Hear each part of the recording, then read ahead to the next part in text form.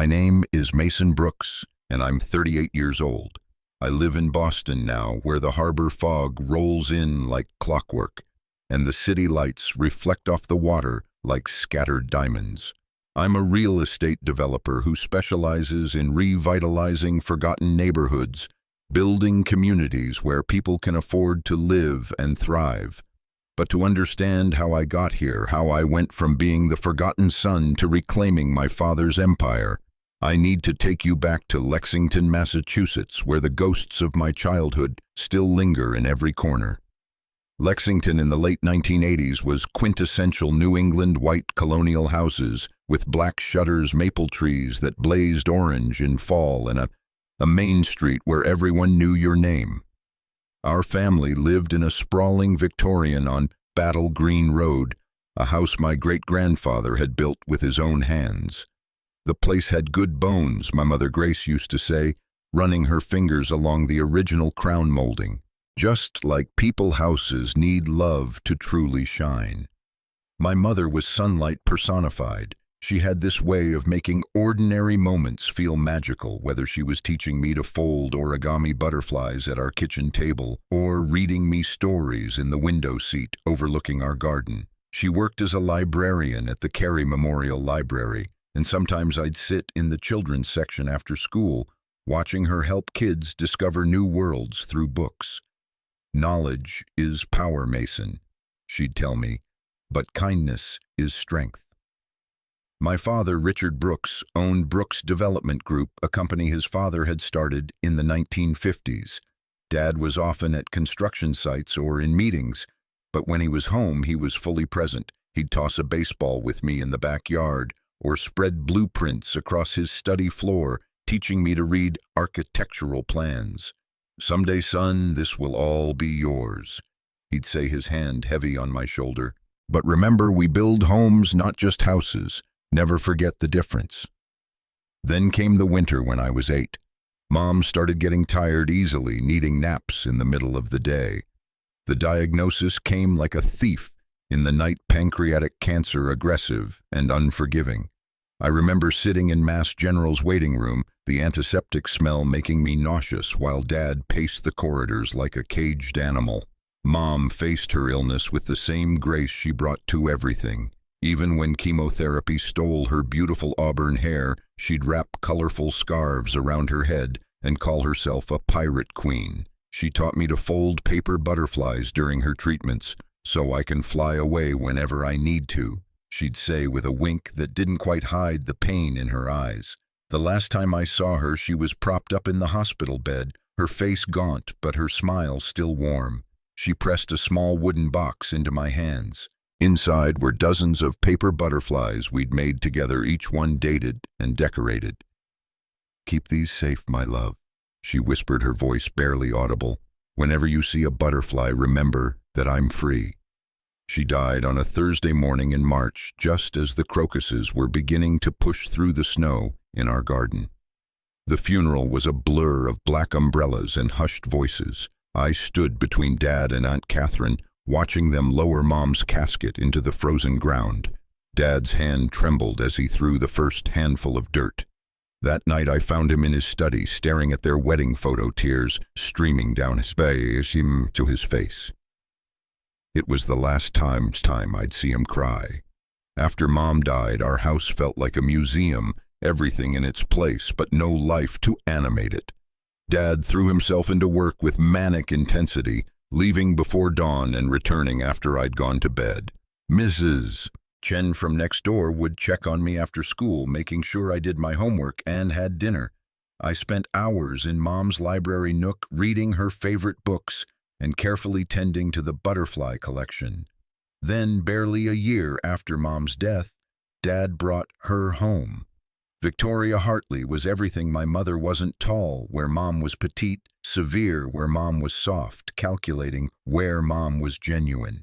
She had platinum blonde hair styled in a perfect bob and wore designer suits that probably cost more than Mrs. Chen's monthly salary.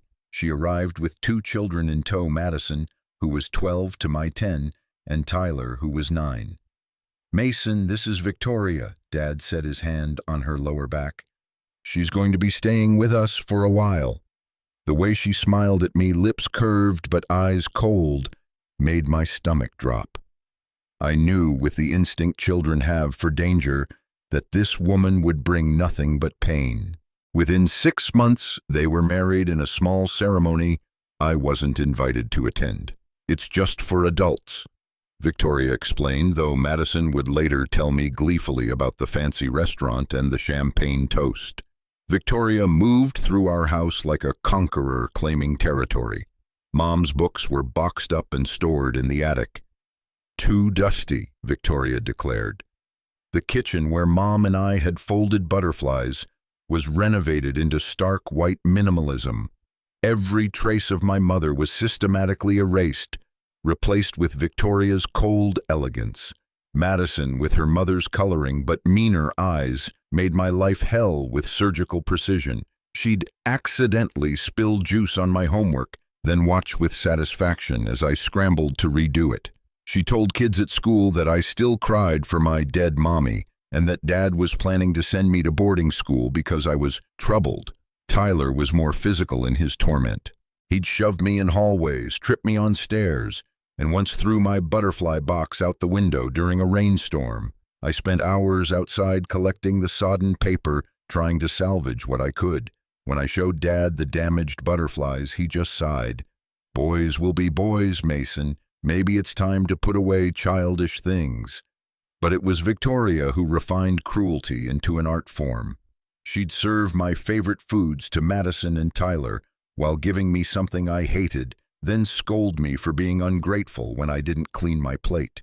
She rearranged my room while I was at school, claiming she was helping me organize, but always managed to misplace things that mattered. Mom's photos, the books she'd inscribed, the scarf that still smelled faintly of her perfume. "You need to try harder with your new family," Dad would say when I complained, his eyes tired and distant. "Victoria's doing her best. This is hard for everyone." But I could see the truth: he couldn't or wouldn't. Victoria was systematically pushing me out, making me the problem child, the difficult one, the reminder of the wife my father had truly loved. She'd speak in honeyed tones when he was around, then turn vicious the moment he left. "Your father's moving on," she told me once, examining her manicured nails. "The sooner you accept that, the easier this will be. Though honestly, Mason, sometimes I think it would be better for everyone if you went to live with your aunt." I was 13 when I overheard the conversation that shattered whatever illusions I had left. Dad's study door was ajar, and Victoria's voice carried clearly. "He's becoming impossible, Richard. The therapy bills alone are astronomical, and he's affecting Madison and Tyler. They're afraid of his outbursts." "He doesn't have outbursts," Dad said weakly. "The broken lamp, the hole in his bedroom wall. Both caused by Tyler, but I knew protesting would only make things worse." Maybe boarding school would help," Dad said, and I felt my heart crack. Exeter has an excellent program for troubled teens. I crept away, my mind reeling. That night I sat in my room with Mom's wooden box, now carefully repaired with tape and glue. I made a decision: I would survive this. I would endure, and someday I would leave and never look back. High school became my escape route. I threw myself into my studies with single-minded determination, maintaining a 4.0 GPA despite the chaos at home. I joined the robotics club, the debate team, anything that kept me out of the house. My guidance counselor, Mrs. Patterson, became my lifeline. "You have real potential, Mason," she said, reviewing my transcript. "Have you thought about college? With your grades and extracurriculars, you could get into MIT, Harvard." "Somewhere far," I interrupted. "I need somewhere far." She studied me over her glasses, understanding flickering in her eyes. "Well, then let's look at California. Stanford has an excellent engineering program." I applied to 12 schools, all at least 1,000 miles from Lexington. I paid the application fees with money earned from tutoring and mowing lawns, knowing Victoria would find a way to sabotage me if she knew. When the acceptance letters started arriving, I had them sent to Mrs. Patterson's office. The night before graduation, Dad found me packing. Stanford's acceptance letter was on my desk, along with a full scholarship package I'd managed to secure. "California," he said, sinking onto my bed. That's across the country." "Yes," I said, not stopping my methodical folding. "Mason, I know things have been difficult, but running away isn't—" "I'm not running away," I said, finally meeting his eyes. "I'm saving myself. You made your choice, Dad. You chose her, now I'm choosing me." He aged 10 years in that moment, his shoulders sagging. "Your mother would be proud of you," he whispered. "Mom would have protected me." I shot back the words sharp enough to draw blood. I left the next morning on a Greyhound bus, my entire life fitting into 2 suitcases and a backpack. As Lexington disappeared behind me, I thought about transformation, how butterflies dissolve completely in their cocoons before emerging as something new. I was dissolving too, leaving behind the boy who'd waited in vain for his father to see the truth. Stanford was a revelation. For the first time in years, I could breathe. My roommate David Park was a computer science major from Seattle who introduced me to a world beyond my pain. We'd stay up until 3 a.m. discussing startup ideas and dreams of changing the world. I majored in business with a minor in urban planning, drawn to the idea of creating spaces where communities could thrive. I worked 3 jobs to cover expenses. The scholarship didn't barista at a campus coffee shop, research assistant for a professor studying affordable housing, and weekend shifts at a local bookstore. The exhaustion was worth it for the freedom. No one here knew about my stepfamily or the boy who'd been systematically erased from his own home. My first Thanksgiving away, David invited me to Seattle with him. His family welcomed me like a long-lost son, and something about the city, the way water and mountains framed the urban landscape, felt like home. "You should move here after graduation," David said as we walked through Pike Place Market. "Seattle's building boom is just starting. Someone with your vision could make a real difference." I held on to that thought through the next 3 years. Dad called occasionally stilted conversations where we talked about my grades and the weather, but never anything real. I learned from his carefully worded updates that Brooks' development was struggling, that Victoria had convinced him to pivot toward luxury developments that alienated their traditional client base. Madison was at Boston University, majoring in communications and minor in spending Daddy's money. Tyler had barely graduated high school and was finding himself in Europe on Dad's dime. "You could come home," Dad would sometimes say, his voice wistful. "The company needs fresh ideas." But I knew Victoria was listening on the extension, could practically hear her calculating how to prevent my return. Maybe someday I'd lie knowing that bridge was ash. I graduated summa cum laude with job offers from several major firms, but I chose a small sustainable development company in Seattle called Emerald Communities. The pay was modest, but they were doing exactly what I believed in, building affordable, environmentally conscious housing that strengthened neighborhoods instead of displacing them. My first project was converting an abandoned warehouse in South Seattle into affordable artist lofts. I threw myself into it with the same intensity I'd once used to survive high school. My boss, Janet Liu, became my mentor. "You work like someone's chasing you," she observed one evening as I hunched over blueprints. "Maybe someone is," I admitted. "Or maybe," she said gently, "you're trying to build something that can't be taken away." She was right. Every successful project felt like armor against the past. I learned to navigate city planning meetings, negotiate with contractors, and most importantly, listen to the communities we were building for. My mother's voice echoed in my work. We build homes, not just houses. 5 years passed in a blur of construction sites and community meetings. I was promoted to senior project manager, then director of development. My work started winning awards: sustainable design community, impact innovative financing models that made ownership possible for working families. The Seattle Times ran a profile, "The Millennial Developer Reimagining Urban Housing." I sent Dad a copy. He called that night, Victoria audibly breathing on the extension. "I'm proud of you, son," he said, his voice thick. "Your mother would be too." "Don't," I said quietly. "Don't invoke her name to make yourself feel better." The silence stretched between us, 3,000 miles of regret and missed chances. "The company's not doing well," he finally admitted. "Victoria's nephew has some ideas, but—" Tyler, I couldn't hide my disbelief. Tyler, who'd failed out of 2 colleges and whose business experience consisted of crashing 3 of Dad's company cars. "He's matured," Dad said weakly. I hung up without saying goodbye, but I couldn't stop thinking about Brooks Development Group, my grandfather's legacy, my father's life work, my intended inheritance being pillaged by vultures. I threw myself harder into my Seattle projects, as if success here could somehow salvage what was being destroyed back home. Then came the call that changed everything.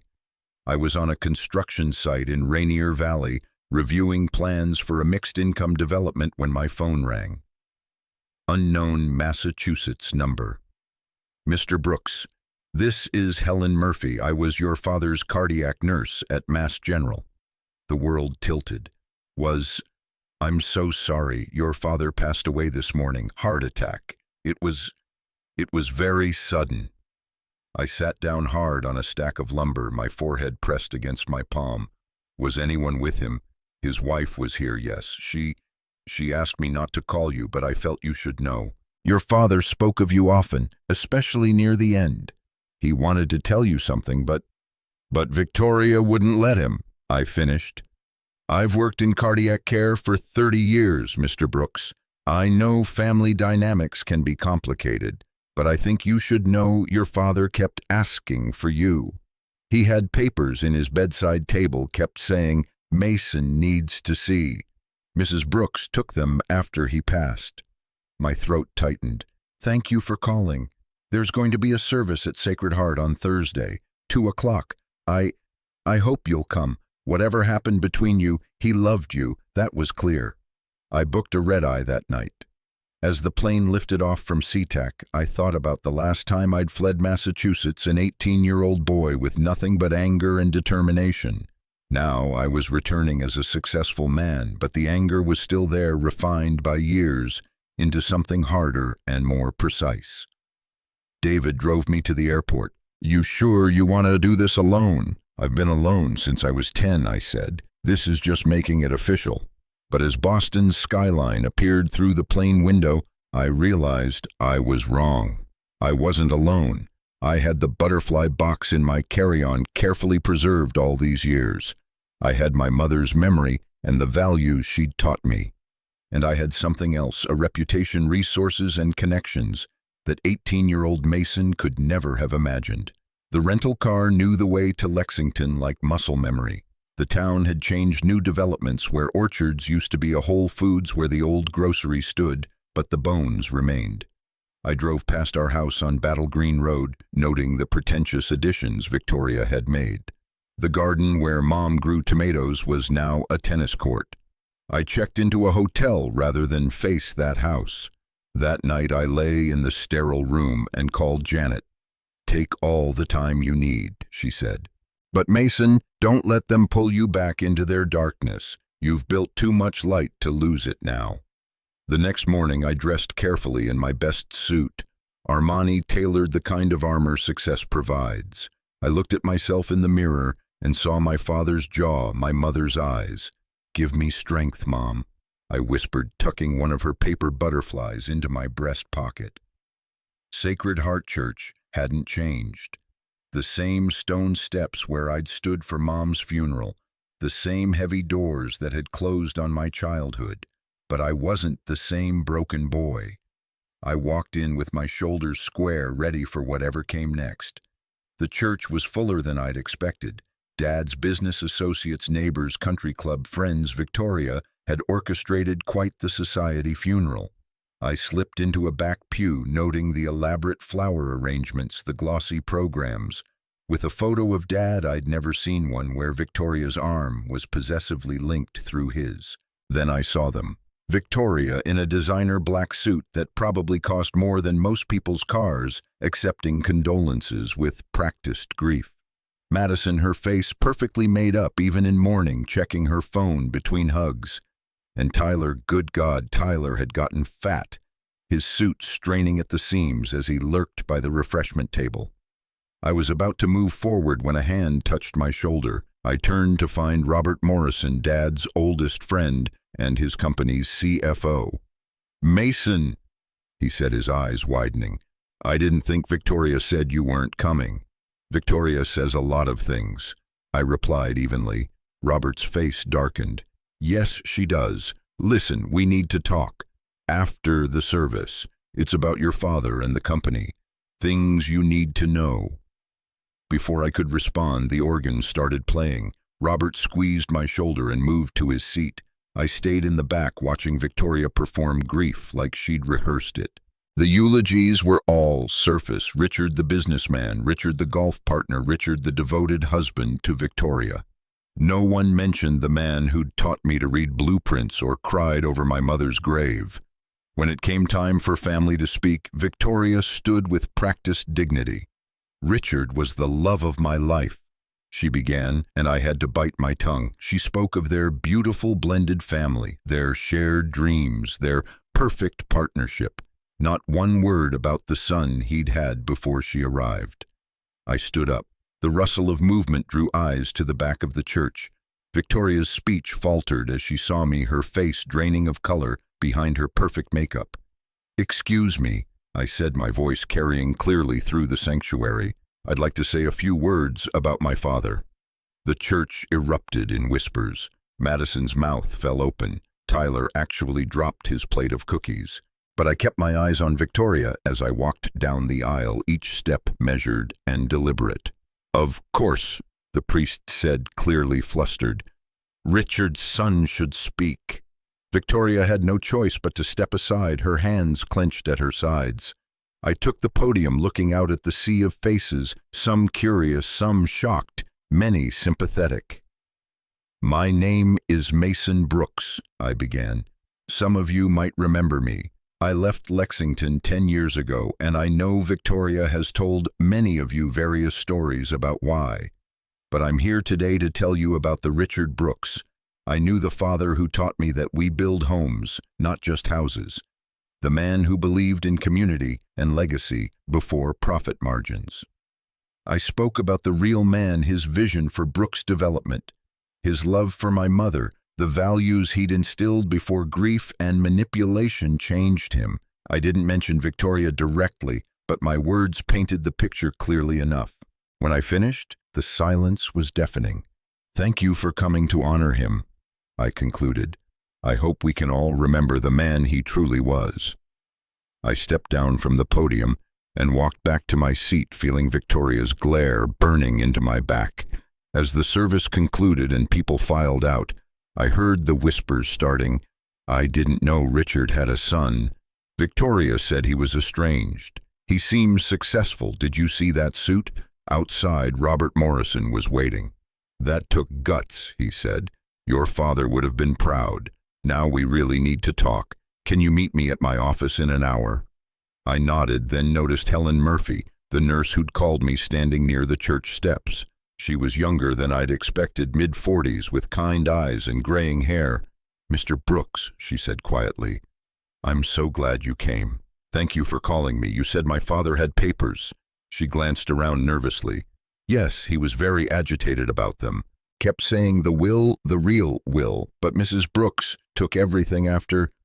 My blood chilled. "The real will. That's what he said. He also mentioned something about recordings evidence. He wasn't entirely coherent at the end, but he was desperate for you to know something." Before I could ask more, a hand clamped down on my arm. Victoria stood there, her perfect composure cracked at the edges. "Mason," she said, her voice like poisoned honey. "How unexpected. Though I suppose you would show up now, wouldn't you, when there's something to gain?" I looked down at her hand on my arm, then met her eyes. The scared 10-year-old boy would have pulled away. The man I'd become simply smiled. "Hello, Victoria. You look well. Widowhood seems to agree with you." She released my arm as if burned. "How dare you? How dare I what? Come to my father's funeral, speak about him honestly exist." Madison appeared at her mother's side, her face twisted with familiar disdain. "You have some nerve showing up here after abandoning Daddy." "I didn't abandon him," I said calmly. "I escaped. There's a difference. Though I wouldn't expect you to understand, Madison. Comprehension was never your strong suit." Tyler lumbered over, trying to look threatening despite the powdered sugar on his shirt. "You need to leave. This is a family event." "Yes," I agreed. "Which is why I'm here and why you three are the interlopers. But don't worry, Tyler. I'm sure the buffet at the reception will survive without you for a few minutes." His face reddened, but before he could respond, Robert Morrison appeared at my elbow. "Mason, we should go. That appointment—" I nodded, then looked back at Victoria. "By the way, I'll be attending the will reading. I assume you've scheduled one, or were you hoping to handle things quietly?" Her face was marble. "There's no need for you to attend. Richard left everything to his family." "His real family?" I asked. "Or the one you manufactured, I guess we'll find out." I walked away with Robert, leaving them standing on the church steps like gargoyles.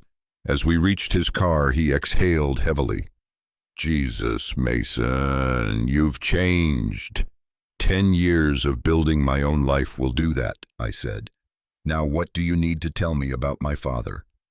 Robert's office was in the same building where I'd once visited Dad as a child, though Brooks' development group now occupied only half the floor they'd once owned entirely.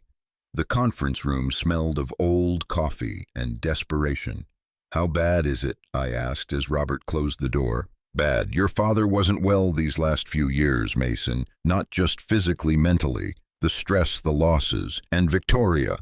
He pulled out a thick folder. "I've been keeping records, documenting things. Your father asked me to about 6 months ago. He was starting to see."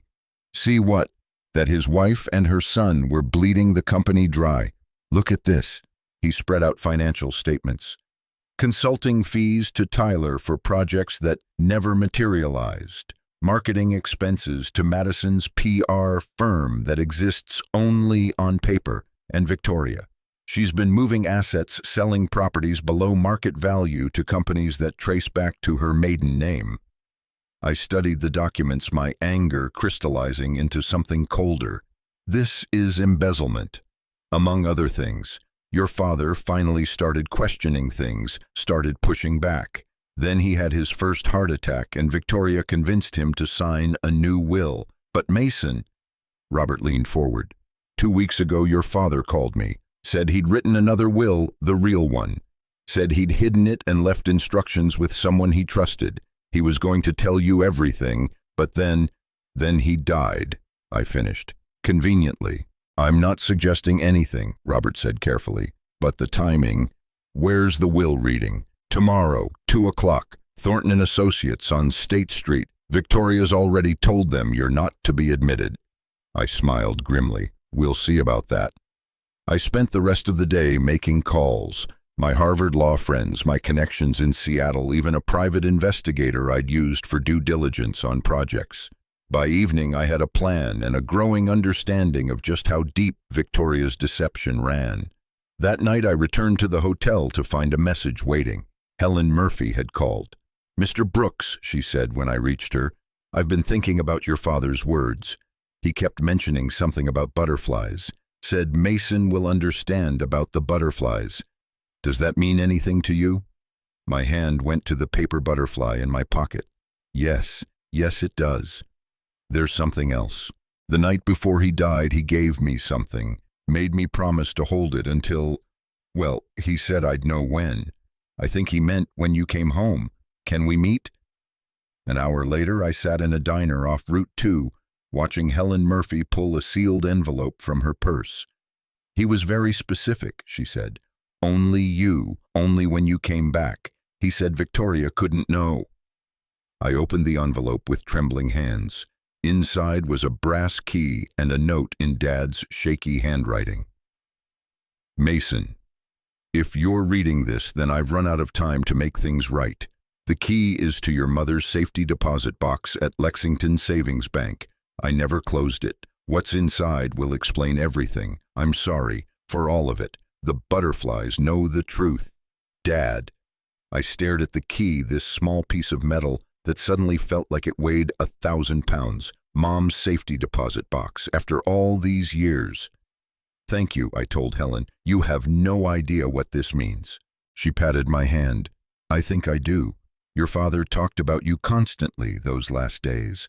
About the houses you're building, the communities you're creating. He had articles about you hidden in his bedside table. He was so proud, Mr. Brooks. So very proud. I couldn't speak past the tightness in my throat. The bank opened at 9. I was there at 8:45, pacing the sidewalk like a caged animal. The key felt hot in my pocket, burning with possibility. The bank manager, a woman named Patricia Flores, recognized the account immediately. Oh, the Grace Brooks box. Yes, it's been paid up all these years. Your father made sure of that, right this way. In the private viewing room, I opened the box with shaking hands. Inside were documents, photos, and a letter addressed to me in my mother's handwriting. But underneath those were more recent editions files, marked with dates from the past 5 years. I read Mom's letter first, tears streaming down my face as her voice came alive on the page. She'd written it when she first got sick, hoping I'd never need to read it, but wanting to leave me her truth just in case. She wrote about love and strength, about butterflies and transformation, about the man she hoped I'd become. Then I turned to Dad's additions, financial records, property deeds, and a will properly witnessed and notarized, dated just 1 month ago. The will left everything to me, not just his personal assets, but his controlling interest in Brooks Development Group. There were specific provisions Victoria would receive the house and a generous but finite settlement. Madison and Tyler would get trust funds that would pay for education only. The rest, the company, the properties, the legacy, was mine. But it was the other documents that made my hands shake. Records of Victoria's theft, detailed and meticulous. Recordings on USB drives labeled with dates. And a letter from Dad explaining everything. Victoria had been stealing from the company for years, siphoning funds to offshore accounts. When Dad finally caught on and confronted her, she'd threatened to destroy me, to use her connections to ruin my career in Seattle, to spread lies that would follow me everywhere. Dad, weakened by his heart condition and terrified for me, had signed the false will to protect me. But he'd also started gathering evidence, planning to expose her once he was stronger. I was a coward, he wrote. I chose the easy path when your mother died, and I've been choosing it ever since. But you, Mason, you chose courage. You built the life I should have helped you build. The company is yours as it always should have been. Save it. Make it what your grandfather envisioned, what your mother would have wanted. And forgive me if you can. I sat in that small room for an hour, reading and rereading, letting the truth sink in. Then I carefully packed everything back up and made several copies. I had a will reading to attend.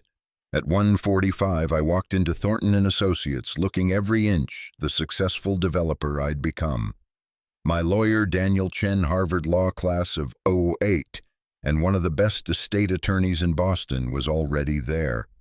They're going to try to bar you, he warned. Let them try, I said.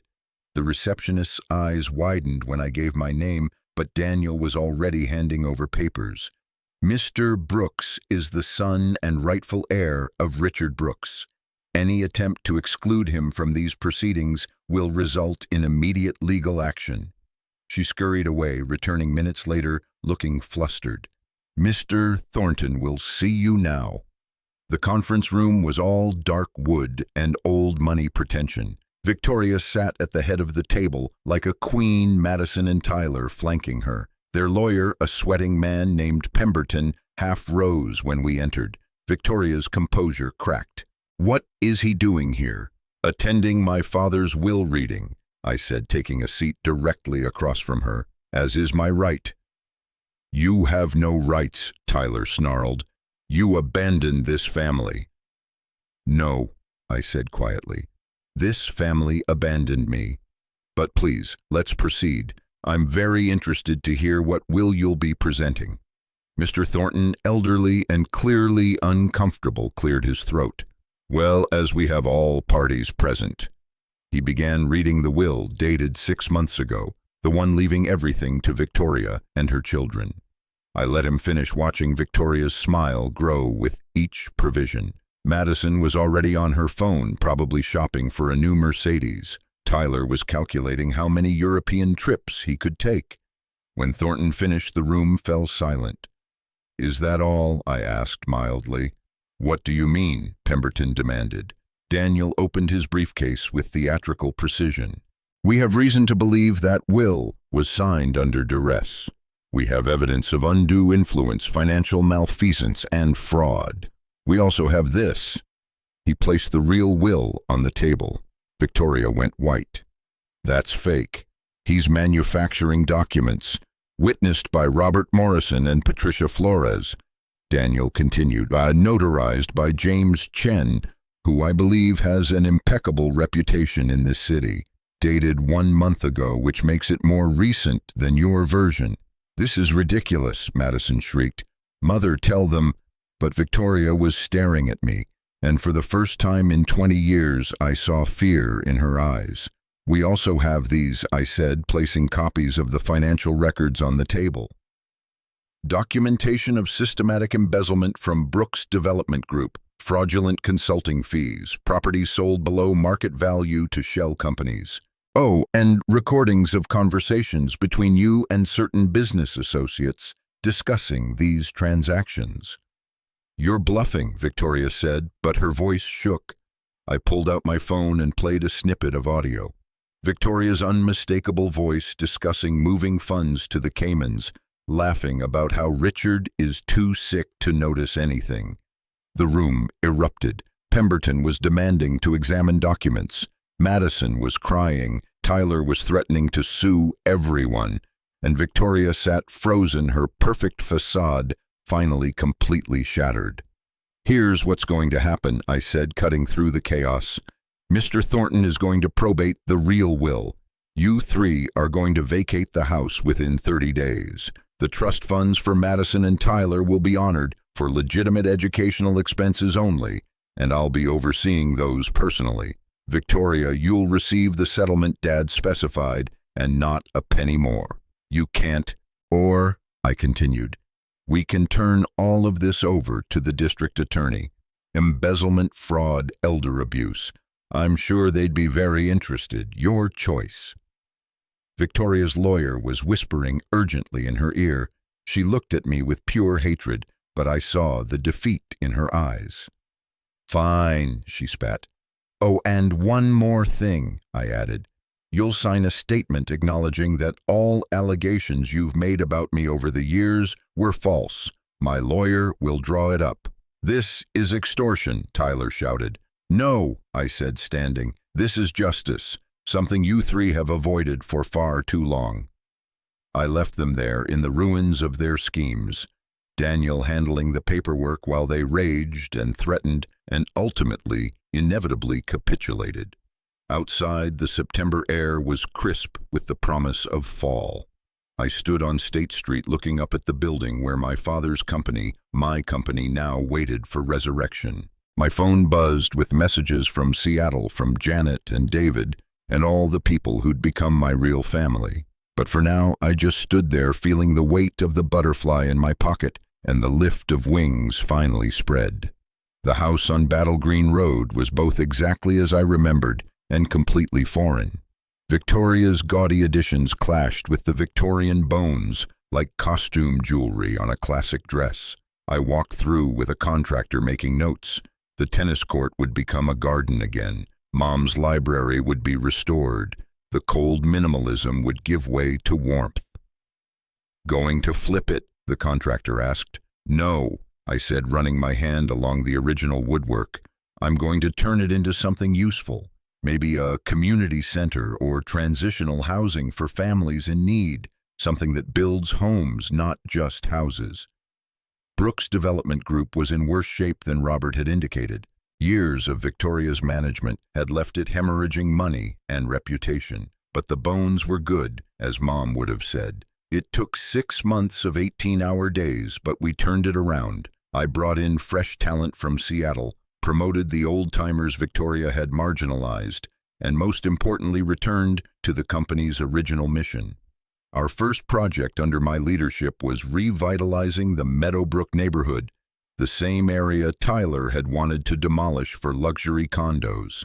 We built affordable homes, a community center, and a small business incubator. At the groundbreaking, I thought I saw Mom in the crowd, her smile bright as butterfly wings. Madison and Tyler vanished into whatever holes failed grifters crawl into. I heard Madison married some hedge fund guy who divorced her within a year. Tyler's in Florida, supposedly selling timeshares or something equally pathetic. Victoria fought the settlement briefly, but when Daniel showed her the potential criminal charges, she folded. Last I heard, she was in Arizona, probably hunting for her next mark. But I don't think about them much anymore. I'm too busy building.